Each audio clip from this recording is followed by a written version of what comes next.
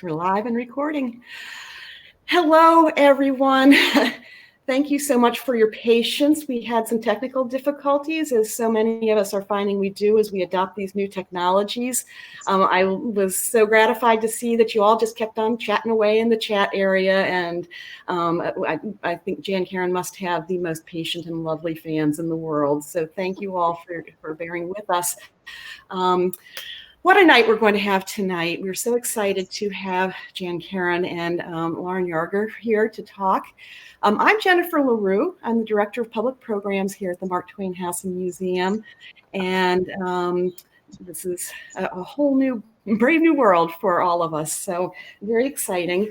I just have a little bit of housekeeping before we get started, but because we got started so late, I'm going to keep it super, super short. I'm just so happy and grateful to see so many people here and people from all over the world. It's really so awesome. So I see some of you are letting us know in the chat where you're from. Please keep doing that. I'd also invite any of my colleagues at the Mark Twain House and Museum to identify themselves, say, hey, I'm this, that, or the other with the Mark Twain House, so that folks could get to know you a little bit better. It's especially important because tonight's a fundraiser. Jan Karon and Lauren Yarger have generously donated their time, and it's taken a lot of time because we have taken a lot of tech runs and a lot of planning, and I know that Lauren and Jan talked today, so they're donating their time to help raise funds for the Mark Twain House and Museum, which is so important to us because we're in a time where our main source of income, our public program revenues and our paid admissions are virtually nil, and so things like this are really helping us out, which is not to say we're not alive and kicking. We've got all kinds of things, programs planned, and you can take our 3D virtual tour. We're doing a lot of these crowdcast programs. So go to marktwainhouse.org to learn more about all of those things, and we hope to see you in our audiences often. We are a private nonprofit organization. We're not state or federally funded. So again, this is very important to us. Now, I know that you all paid a nice sum of money to be here tonight, and we appreciate that so much. I will just point out there's another opportunity to donate if you are able and willing, and even $1 is a huge help to us. There's a little green box that says your support is vital to us, and it is. And the reason I wanted our staff members to say hi is so you can see that we are all very grateful for your support. Many of you might not know about the Mark Twain House. Again, I'm going to not talk too long about it because you can go to our website and read, but Mark Twain lived in Hartford, Connecticut from 1874 to 1891 in this house that he and his wife Olivia built. They're the happiest years of his personal life and the most productive years of his professional life. So again, take that 3D tour, learn more about Mark Twain when you have a minute. During this, some of you already asked, oh my gosh, 37 questions already have been asked. So, but please continue to ask your questions using Ask a Question. We will not see them if you ask them in the chat.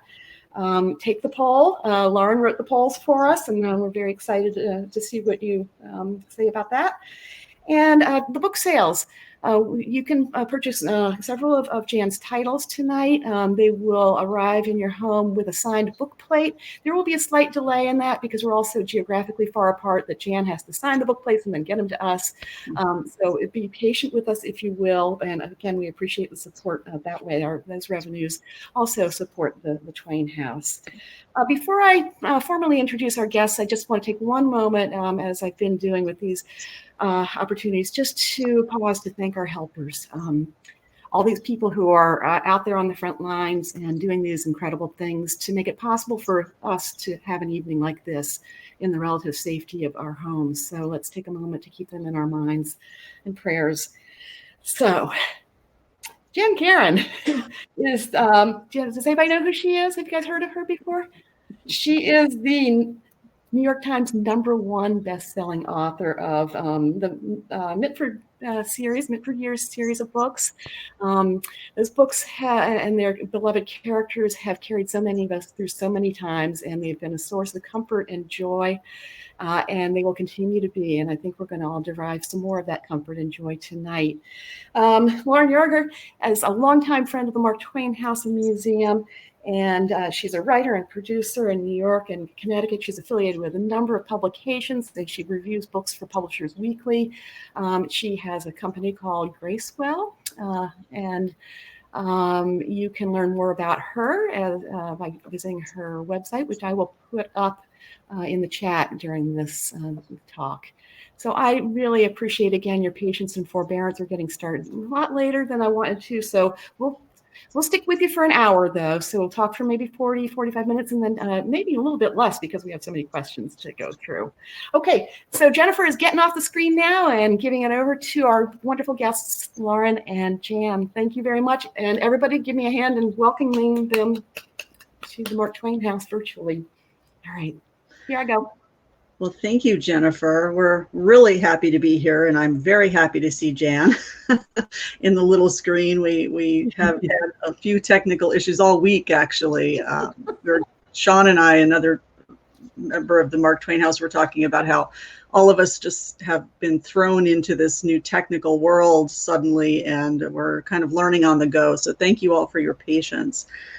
Jan, I'm really excited to speak with you tonight. I'm a longtime fan, and it's exciting to me to be able to sit and chat and talk about the scope of your career and the effect that your books have had and your words have had on so many people. You've more than 40 million books in print.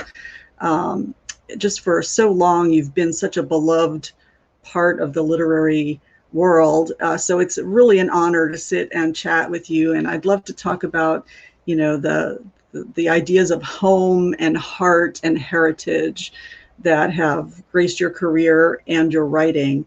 When we say at home, for us fans who are here tonight, at home in Mitford is a natural thought. And you really created a place for us, a home, which right now is such a different word. We think at home, and some people are really at home for the first time in a long time. And, others are learning how to nurture in their home because we're sort of stuck here for a while. So it's kind of fun to talk from my home to your home about home and what it means.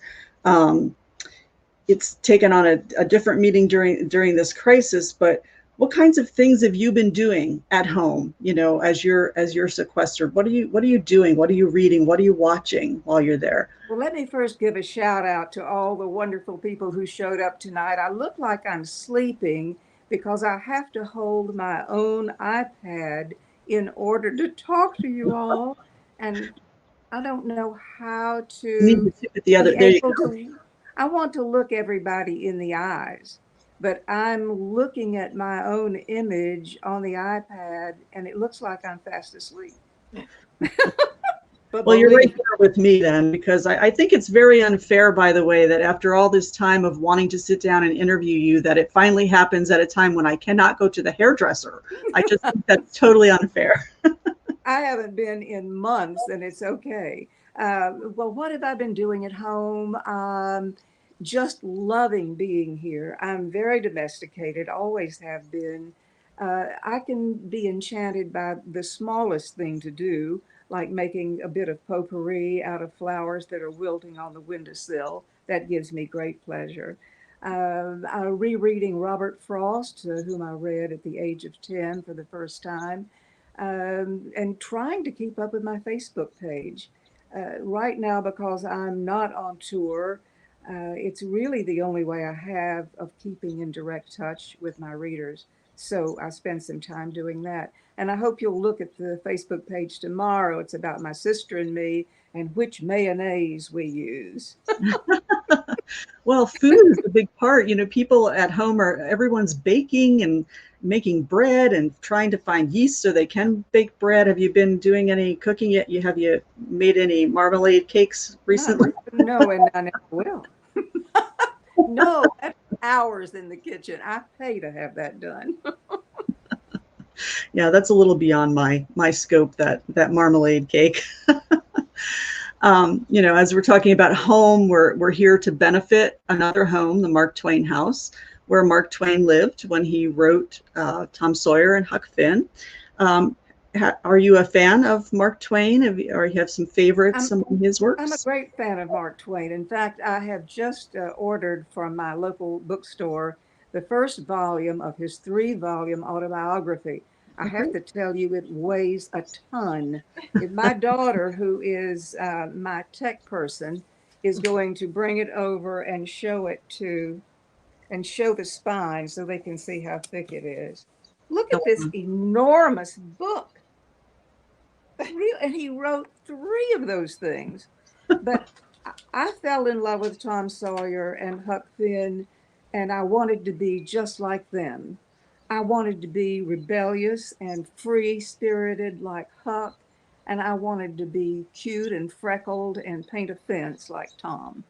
And I've always wanted to be all the people I read about, at least for a time. But yes, they were wonderful teachers for me. Yeah. And the one character in your books, Dooley Barlow, is sort of makes put you in mind of a Tom Sawyer or Huck Finn character. Yeah. Mm-hmm. Mm-hmm. Great. Well, home, just in general, has been a lot of different places for you. You grew up beginning in North Carolina, and you grew up in the country. Tell us a little bit about that experience. Well, I didn't think so at the time, but I absolutely loved living in the country, and I've been able to use that experience in my childhood in all of my work.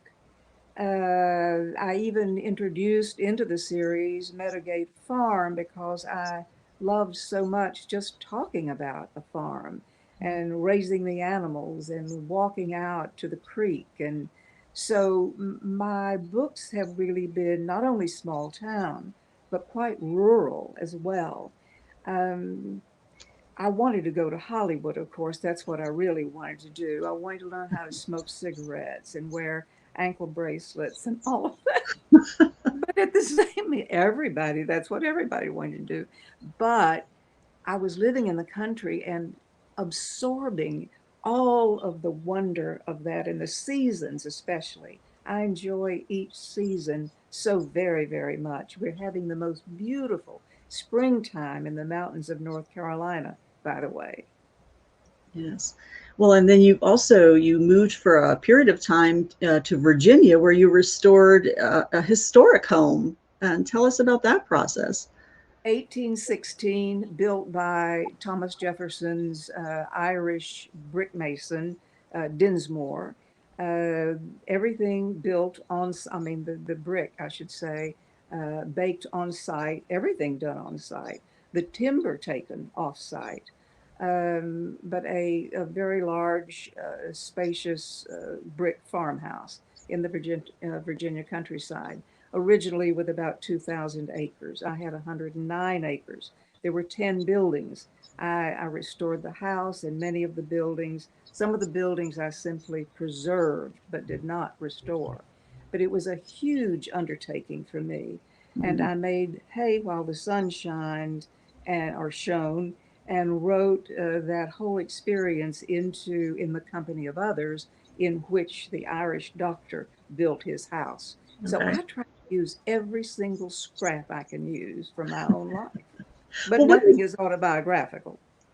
What inspired you to restore that house? Was that something you had always wanted to do? I think, Lauren, that I'm all about resurrection, renovation, renewal, revival. That's what interests me about almost everything in my life. That's what my books are about. And I just wanted to take an old, sad, neglected, but important house and bring it back and give it its glory all over again. Well, that's neat. And now you've returned really to your roots, not far from where you grew up, back to North Carolina and near your daughter, Candace, correct? Yes, yes. And you're in a smaller house, a little bungalow now? Oh, it's just tiny. It's just tiny. I'm sitting in my study. This is where I do whatever writing I do. And you can see the bunnies in the background. Uh-huh. I'll just do this. Yeah. Hunt Slonim is the artist who does these bunnies. He also does birds and butterflies. And I decided in this small house that I would just use everything I loved. I wouldn't have anything in here that I didn't really love. My grandmother always said, "You're not supposed to love things, Janice. You only love people." But I do love things too. I'm sorry. Sure. And So I've just drawn it all up around me, and I have to tell you that it makes me so happy. This is my favorite house of my whole life. Oh, that's so nice. It's and that place of home, we all have been feeling it, obviously, because we're forced to be in our homes. And I think that when this all happened and we started a shutdown and we were told we needed to shelter at home, there just seemed to me to be a collective grasp for the Mitford books. I think people really needed something that brought them comfort and felt like home. And I was kind of amazed. I mean, there's some fan groups on Facebook and a lot of people who read your books over and over again. But it seemed like right at the beginning of this crisis, when we were starting to hear about sheltering at home, everyone just turned to the Mitford series. And even people who hadn't read them before, but had heard about them, started reading them. So they seem to be a collective comfort spot for people. Tell us a little bit about, some people are fans and probably know this, but others do not. Tell us how this series came to be, the inspiration for the Mitford series.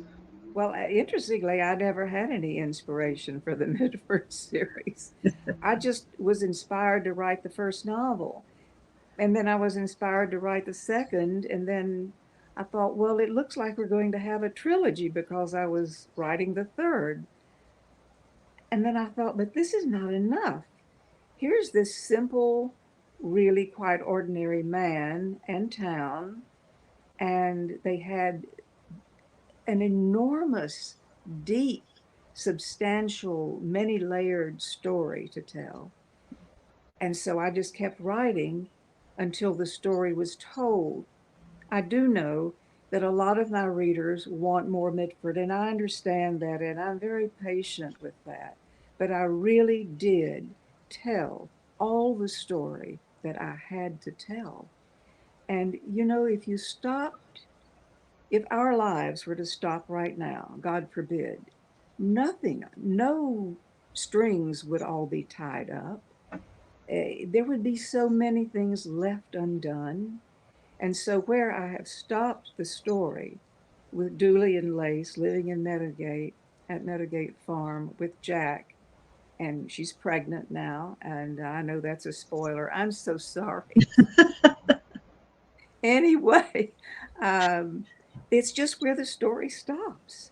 And everybody can now use their own wonderful imagination to take the story where they would like to see it go.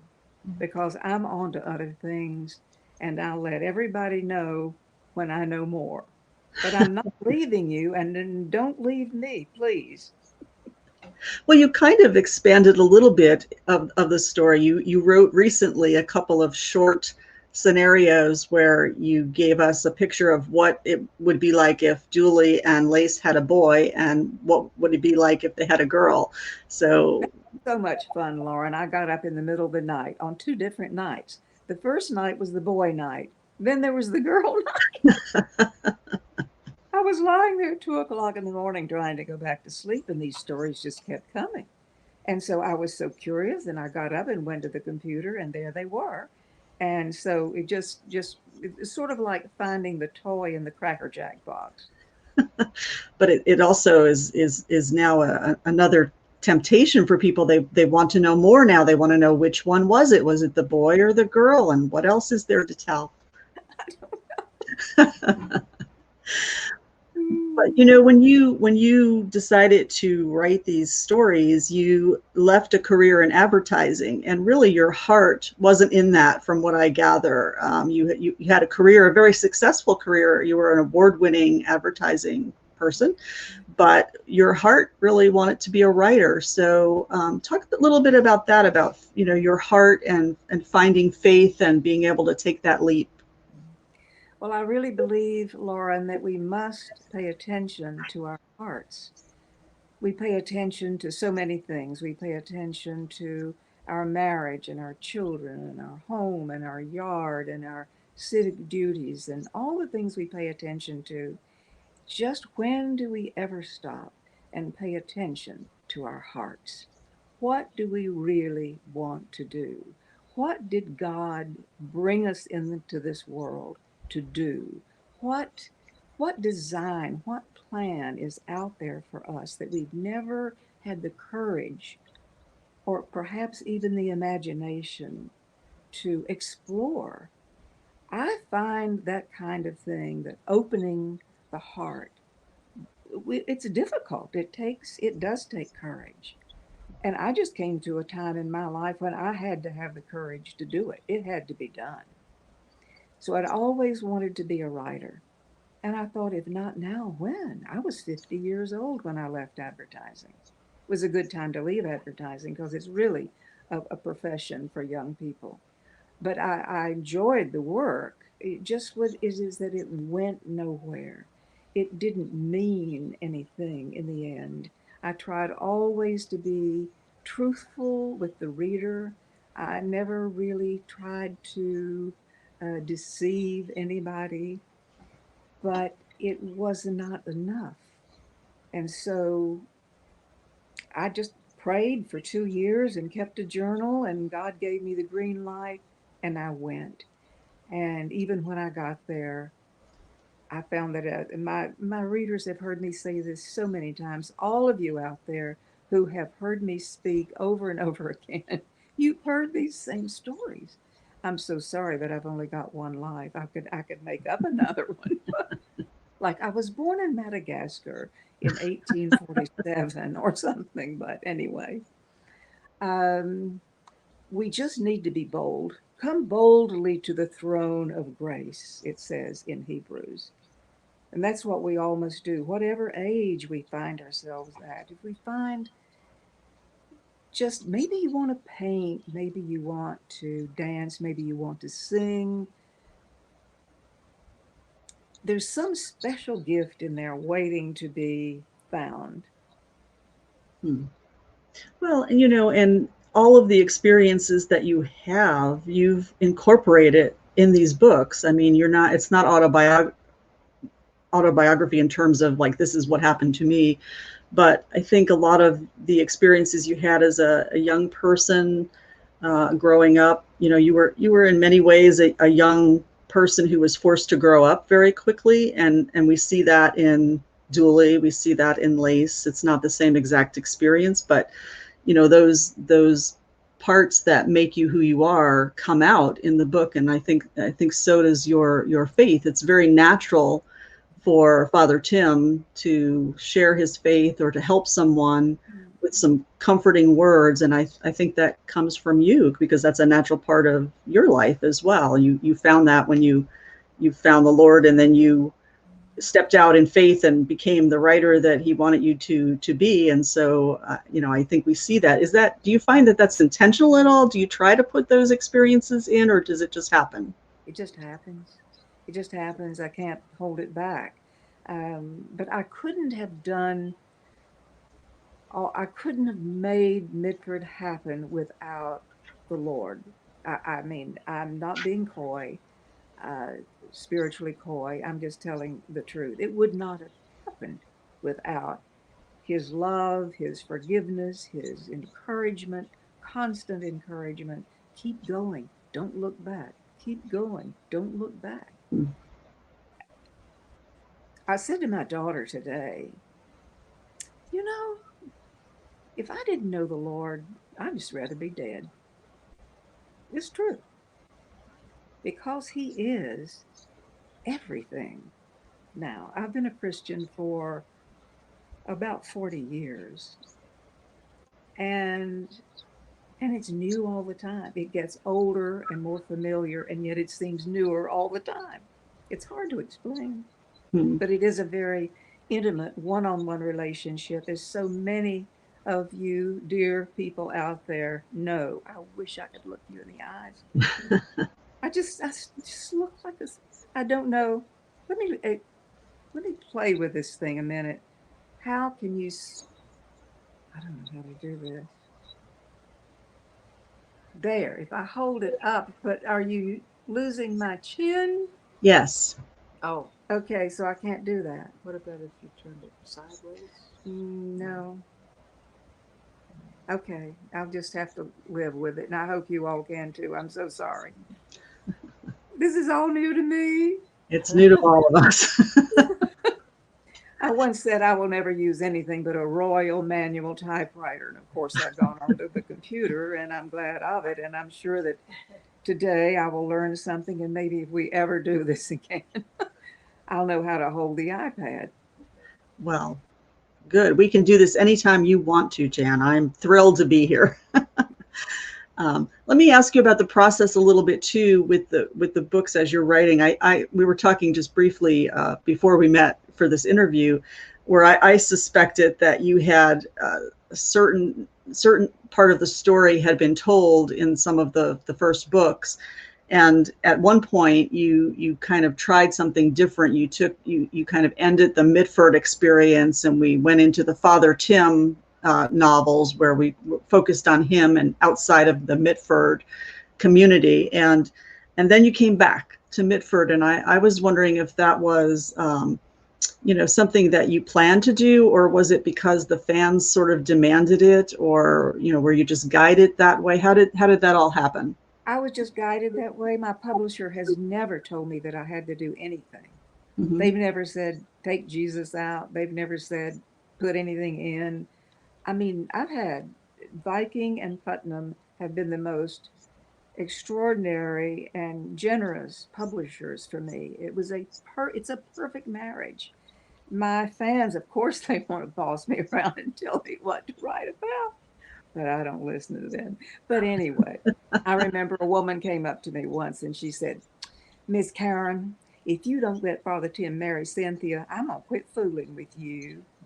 I mean, they say things like, a woman said to me, "I do hope you'll be good to Dooley." And I'm going like, why wouldn't I be?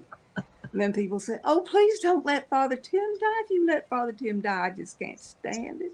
All of that. Well, so he's not going to die on my watch. So I listen to my fans. They're so funny about the things they want, but they're so supportive. They support me with prayer very often, not just with words and lovely letters and posts on Facebook, but also with prayer. They lift me up. And I can honestly say, Lauren, that we have written these books together. I have got the most remarkable fan base. They're special. Yeah. Share if you can just some instances with us of feedback that you've had from fans about how these books have touched and changed their lives. Well, it's such a huge response that I don't even know where to begin. I often tell the story, and I know that many of you listening tonight or watching tonight have heard this, but one of my favorite stories is two young couples approached me in two different cities I was touring. And they both said the same thing. "Miss Karon, you saved our marriage." It was like, I don't know how to save a marriage. I never saved any of my marriages. But you see, God knows how to save a marriage. And that's what came through me. That's what flows through me when I open my heart to what He wants me to tell people. And I don't feel like I'm being bossed around by God. Now you get out there and tell those people that. No, not at all. It just is a sweet, steady, flowing stream that reaches out and slakes some kind of thirst out there. Well, it's a word often that many people are looking for. I know myself personally, there have been two times when I've been very much looking for answers, and they have come from Father Tim, from you. God has just used the words that He's given you to hit me where I'm at when I'm reading it. And in one case, I just felt like I'd been going through a lot of the same things that Father Tim had been going through. So when he came to the point where he delivered the sermon on "In everything give thanks," And for me, that was the answer right then that I needed as well. And I felt like I was in church. I was reading a book in my home, but it was like I'd had a personal visit from my pastor. So he does use you in ways that I'm sure you don't even realize when you're writing those words, but he's going to use them in someone's life when they're reading the book. As we will look kind of ahead, we see this great career and wonderful heritage that you've got here in these books. We're looking now to see what's next. You mentioned that you're going to be a writer in residence with Victoria Magazine. So tell us what that looks like. Yes. Thank you for mentioning that, Lauren. 20 years ago, when Hearst owned Victoria Magazine, Hearst birthed that magazine. Nobody had ever seen anything like it. I certainly haven't. I remember it was so powerful to me and so important to see a magazine that was so cleanly beautiful without being cloying or sweet, but so tender in its intentions for the reader. And I remember that my art director brought it back from LA and put it in my hands. And it came to pass that they asked me to be their writer in residence, which I was for a year. And that's, by the way, where the orange marmalade cake got born. Okay. I was writing about this cake, which was, of course, totally fictional. And all my readers wanted the recipe, but I didn't have one because it was made up. And so Victoria invited Edna Lewis, now deceased, but very, very famous chef, and Scott Peacock, not deceased at all, still baking biscuits over in Tennessee. And they got together in their kitchen in Atlanta and developed the recipe for the orange marmalade cake. So that's a bit of history. And you had asked me a question, which I've totally forgotten. I'm so sorry. Well, what are you going to do as the writer in residence? Oh, right. Well, they've asked me to write 4 essays, and they've asked my daughter to do the photography. My daughter is really a gifted, splendid photographer. She loves beautiful things and nature, and she'll be able to go through my home and sort of, I hope, make a way for people to feel like they can cross the threshold and come in. Very nice. Well, we'll look forward to that. When does that begin? Do you have a date on that?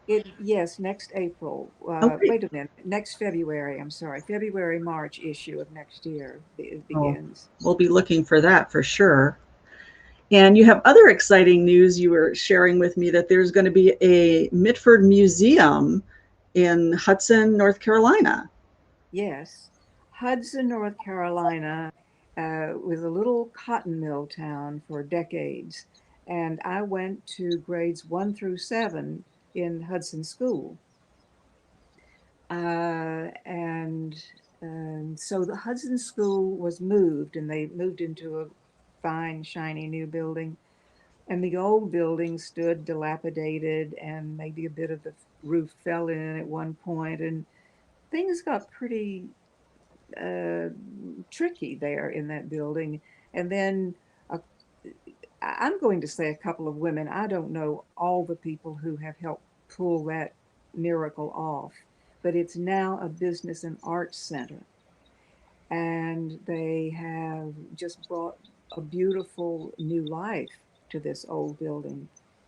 But I'm going to mention 2 names. Anne Everhard Smith and Kathy Carroll have worked like Trojans to make this thing real for the community. Here's this wonderful old building coming back to life. And the museum is going to be in my 1st grade classroom. The 1st grade was my favorite grade of all my school years, which was limited, of course, but in any case. Nan Downs was my teacher. I'll never forget her. She gave me such encouragement for my art. Nobody had ever encouraged me as an artist, and I'll never forget her for that. She's long gone, but still dearly beloved. So it won't be anything fancy and fine like the wonderful Mark Twain House and Museum, but it will be a room of of things that I think my readers and fans from all over the country can come and enjoy seeing. Like what? Like, are you going to have,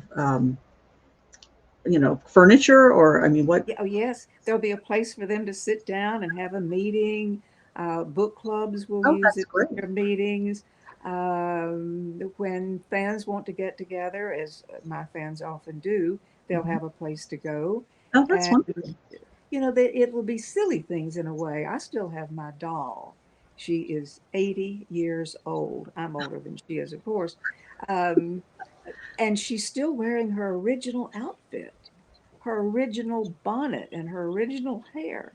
She'll be in one of the display cases. The books that I loved as a child, Uncle Remus, one of my great favorites, Heidi, Tom Sawyer, so forth, so on, Lorna Doone, Girl of the Limberlost, those will be on display. There'll be photographs of my family. There'll be Miss Fanny's hat, the actual hat that I wrote the book about. Oh, that's great. Well, I'm looking forward. I'm going to come make a trip. My daughter's trying to give me what, darling? Your artwork. Oh, and my artwork, my daughter says. Great. Yes, thanks to Excellent. Nan Downs, who encouraged me. I'm actually going to be able to show that in public. That's a great full circle, to have started there, have her encouragement there. I assume that's the grade school where that first story you wrote, where your grandmother was upset at some language that you used, took place, and so now all the way around back again, and now fans can come and enjoy your work and memories there. That's great. So I will conclude with one final question, because I know we have a lot of questions from the participants, but we want to have some inkling of what's coming next for you. I know that you've mentioned that you have some thoughts about doing something different, and you may not have a specific plan or something that you can announce, but do you have a general idea that you can give us a push so we know where you're headed? Well, I have taken a long sabbatical, and I have needed a long sabbatical. My life and my work were always in conflict. It was a push, pull, it was a tug of war all the time for 25 years. And I don't have that tug of war now. And I have discovered what it's like to have a really sweet kind of life. And I like that. Mm. But I also miss writing because it renewed me every time I sat down. I was renewed in some marvelous way. Some authors have called it, they say that writing is our way of processing our lives. Some people mow the lawn, it helps you process your life. I like to wash dishes in the sink, it helps me process my life. Mm. So I'm not walking away from writing. I just don't want to do anything, Lauren, that's meaningless, that doesn't count for something when I put it out there. Does that Mhm. make sense? Absolutely. Yeah. So when I find something, when God shows me clearly that this is what I want you to, this is the road, this is the path, walk you in it, then I will walk. I will truly be walking. But I haven't really gotten there yet. The closest I've come is to an autobiography, but to do it in a very, very different way. In fact, I'd like to illustrate it. Oh, It would be sad, it would be funny, it would be a lot of different things. And we'll see. Maybe my readers can weigh in on Facebook and tell me whether they think an autobiography of any kind might be something they'd like to read. I have a feeling that they would want that, and it probably would be another New York Times bestseller. Well, I really appreciate the time that we've been able to spend. Jennifer, are you there with questions from our participants? Here she is. I am. Hi. That was so delightful. And while I'm calling up the first question, I think people in the chat should raise their voices and say, yes, do we want Jan to write this? I see already some are saying that. We got some wonderful questions. And the way that works here on Crowdcast is that you can vote for somebody else's question. So I'm going to start at the top with the ones that like a number of people wanted to have you answer, Jan. So let's see what they say. Okay. Carol asks, you have such a talent for writing metaphor. It is everywhere in your books. How does that happen? Is it just a natural talent of yours? Thank you. Well, I think I got that through my grandmother's DNA. She was not Irish, but she talked like an Irish woman.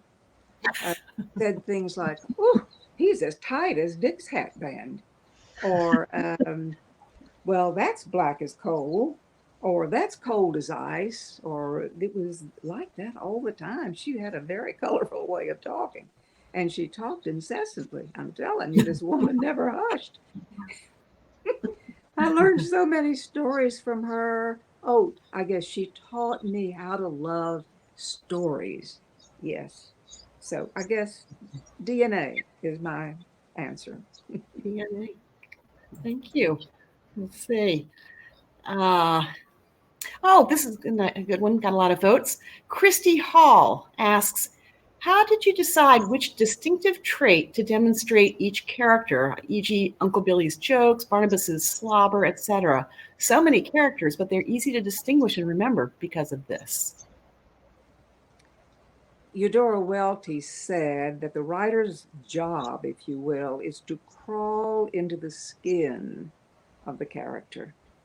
Be that character black or white, be it dog or cat, or sometimes I think there was a parakeet in one of my novels. You just get into the skin and go for it. It really is a sister to theater. It's a sister to acting, because you have to do the same thing, of course, when you're on stage. But I love writing about Miss Rose. I could easily be Miss Rose. I love writing about Fancy Skinner. I could easily be Fancy Skinner. People say, are you Cynthia? And the truth is, I'm all of those people and love being all of those people because I've kept my eyes and ears open since I was a very young child. And I noticed everything about everybody all the time. Been very, very beneficial. Well, here's a very optimistic and forward-looking question from Nancy. She says, Jan, what was your favorite place to visit when you went on your garden tour of England with your daughter? I hope to go next year with my husband. Oh. Well, my daughter and I have never been to England, but we have been to Ireland. Okay. I adore England. Every place was my favorite, honestly. I went to, I've been there several times. I like the inns. They're so cozy. And I mean, they can be 5,000 years old, and you're going up steps that are made of stone but worn down to a gentle curve in the center where all those feet have walked up to their bed at night. It's a wonderful, and then you can speak the same language, of course. That's one of the best things about it. And then there's, Guinness is Ireland, isn't it? Now, well, anyway. Thank you. So Liz would like to know, do you ever reread your own books? Occasionally I do. I sit down and there's one handy and I'll pick it up and just open it at random. And yes, I do. And kind of, I enjoy it actually. I'm not saying that with my ego, just saying that I don't even think of having written it myself. I just try to read it as someone who's never read it before. Oh, that's awesome. Well, and a follow-up question, other than your own books, what are you reading during this self-isolation time? Anything interesting? That question came from Sherry. Sherry, great question. I'm rereading Robert Frost. Frost was revolutionary. He's almost forgotten, although born roughly 100 and some years ago. But he introduced dialogue and dialect to the poetic form. It became almost prose, and nobody had done that before. And he had a wonderful empathy with people, common people, and I love that about him. I'm also beginning to read Robert Hass, who I think, or Haas perhaps, who may be our current poet laureate, I'm not sure. I have ordered the Rosamund Pilcher book. I'm so sorry, I can't remember. It has seashell in the title or something like that. The Shell Seekers. Yeah. Yeah, right? Good job. Is that it? Yes, okay. I love that book because it was immersive. You can go live in that book for 3 or 4 days and be happy as a clam. I wish I could tell you something more highfalutin, but that's what I'm doing. Well, that was plenty highfalutin, and it was a very interesting thing to think about Robert Frost and having done for poetry a lot of what Mark Twain did for prose in America. You know, Mark Twain, I love the way he loved dialect too, as you know. Mm-hmm. I've been reading a lot about him in recent days, but I am so curious, perhaps you know the answer to this. How did he write 3 volumes of an autobiography, each weighing more than a 5-year-old child? What was he talking about? Well, I mean, he was prolific, and he and I mean, a lot of it is well, I don't know how he did that. It was a feat of nature, and I'm not sure how, but he did. You know, he was a writer through and through, and that was what he did to keep himself occupied mentally and engaged in the world. So. Well, he was brilliant, and he was fun. He was a lot of fun, and he just worked like a dog. I mean, he didn't work as hard as Charles Dickens, let's face it. Nobody worked as hard as Charles Dickens. He killed himself working, traveling all over the world all the time, reading from his work. But Twain really pressed the accelerator. He took it out there. He did a great job. And he also had a lot of fun. Yes. So Yeah. he was a workhorse, and but he knew how to live too. And he enjoyed his whiskey and cigars and his family and his walks with his best friend, Reverend Twitchell, up to Heublein Tower. So there was a lot of life and passion besides his hard work. He also struggled with writer's block. Have you ever struggled with writer's block, Jan? Not that I'm aware of. I can't seem to make myself really sit down and write anything now, but it's not because I don't have anything to say. I've got so much to say that I'm about to burst, but I just can't find a form for it. I can't find a way to contain it. Is it a novel? Is it an autobiography? Is it a book of essays? What is it? I don't know. Well, there are a lot of questions. No writer's block, no. You've never had writer. Okay. Well, maybe you should start a blog. Say that again. Maybe you should start a blog. Oh, no, I don't think so. I'll just do Facebook for a while and get it over with. So there are a lot of questions, Jan, about either TV or movie adaptations of your Mitford Years books. Can you give us any information about any of that? I had dinner with a very brilliant woman named Rebecca Eaton. She is the executive producer of all the fabulous masterpiece shows that we have become so crazy about. Right. She is one of the most remarkable people whose company I've ever enjoyed.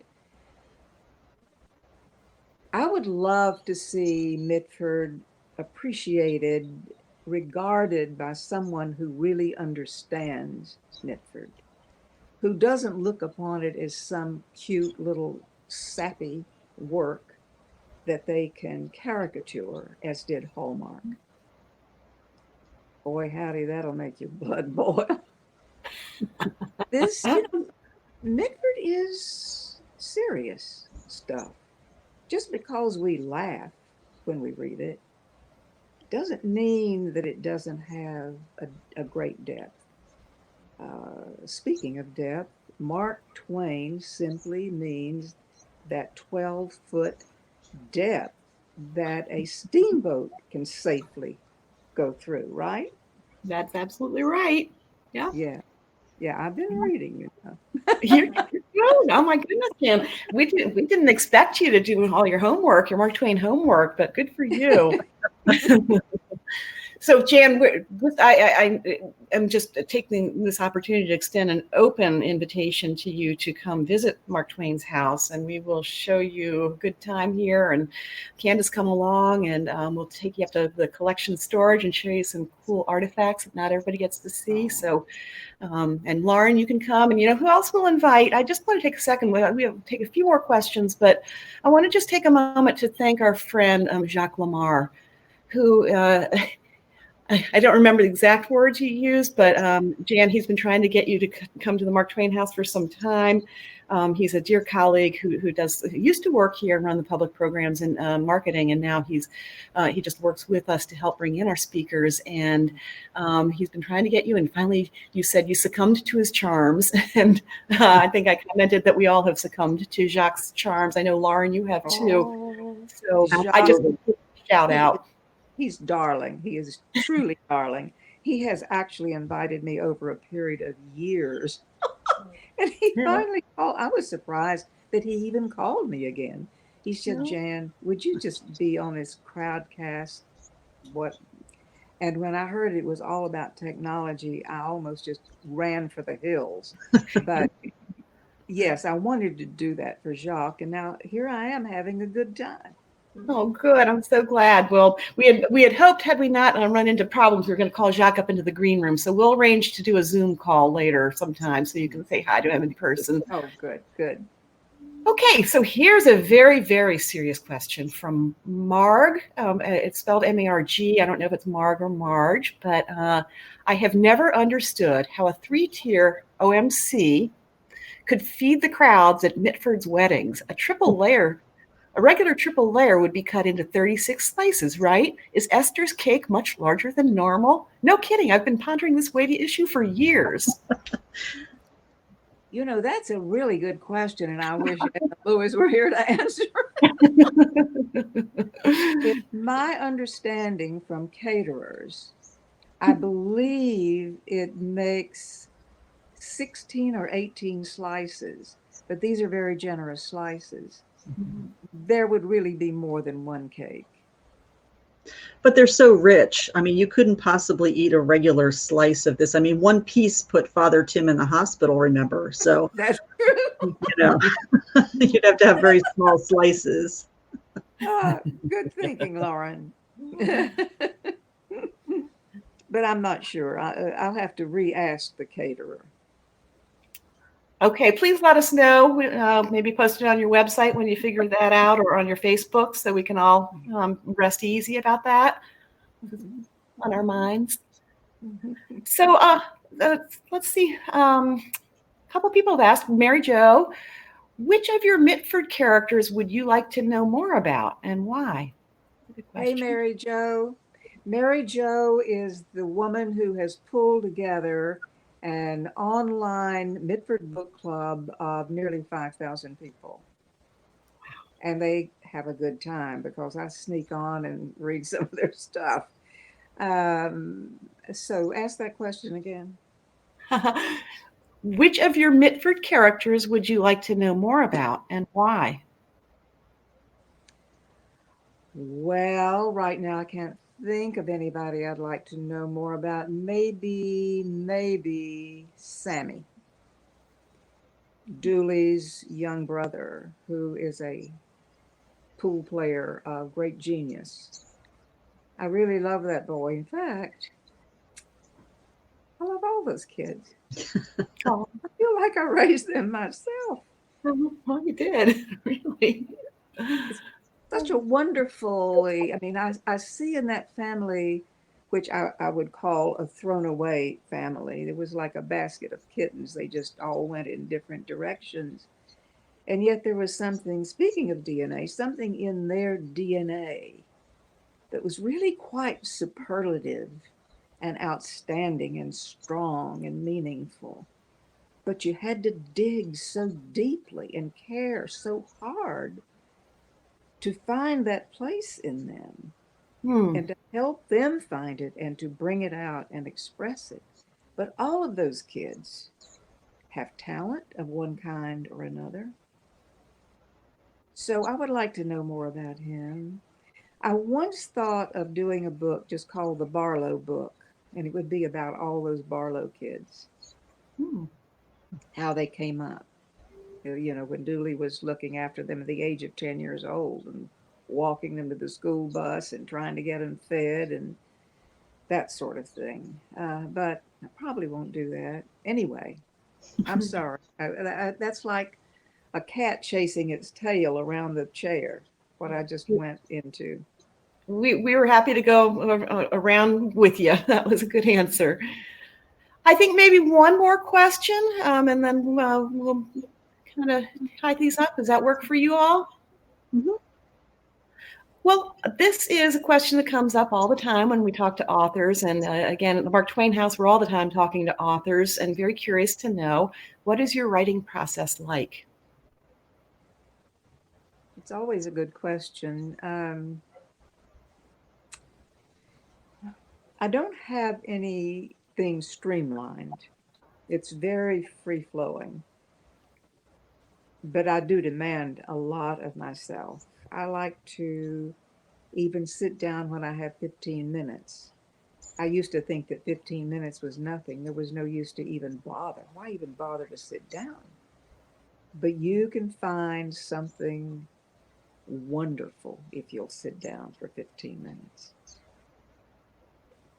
There's just all the time you can possibly give it can be fruitful. But it's so easy to talk yourself out of it. Oh. So I've written during the restoration of that 1816 home, which took 4 years. I write through hammering and nailing and beeping and honking and you name it. And I've just learned I just write on the fly. And then there are times when I sit down and I don't stop for hours. I put my head down and I look up, and such a long time has passed, and I hardly know where I am. So I can't give you a really good, plain, organized answer. That was a wonderful answer. But I'm going to ask a follow-up question because of your marketing career. Do you think the writing that you must have done there maybe imbued a certain kind of discipline that has served you as you've written your fiction? That's a really good question. I love that question. The answer is absolutely yes. It taught me to leave some white space. Let people get their breath. In fact, my mother once said to me when I was reading one of my manuscripts to her, "Honey, there's nothing happening in this book," which I thought was a compliment. Then there are people who say, "Miss Karon, your books put me to sleep." And I said, "Thank you, because I'm leaving white space for you, honey. I want you to have room to breathe in this world." Well, thank you for that. We all need that space to breathe, and especially right now.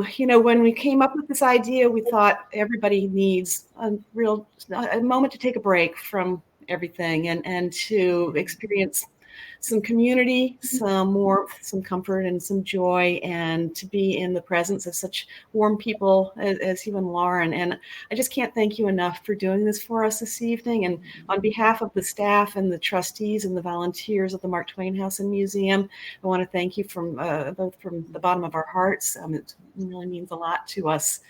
And we hope you will stick with us, and maybe we can do this again sometime. It's been so delightful on our end.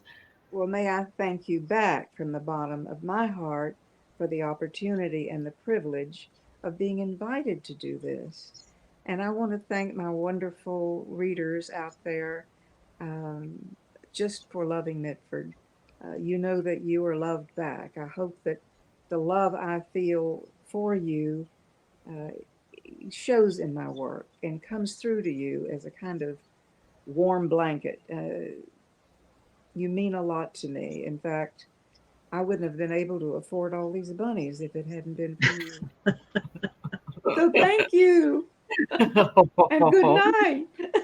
Be safe. I want everybody out there to actually clap and thank Lauren and Jan for doing this for us this evening. And thank you for being a great audience. And again, thank you for your patience at the very beginning. I'm so glad we were able to pull it off. And let's get together again soon. Thank you so much.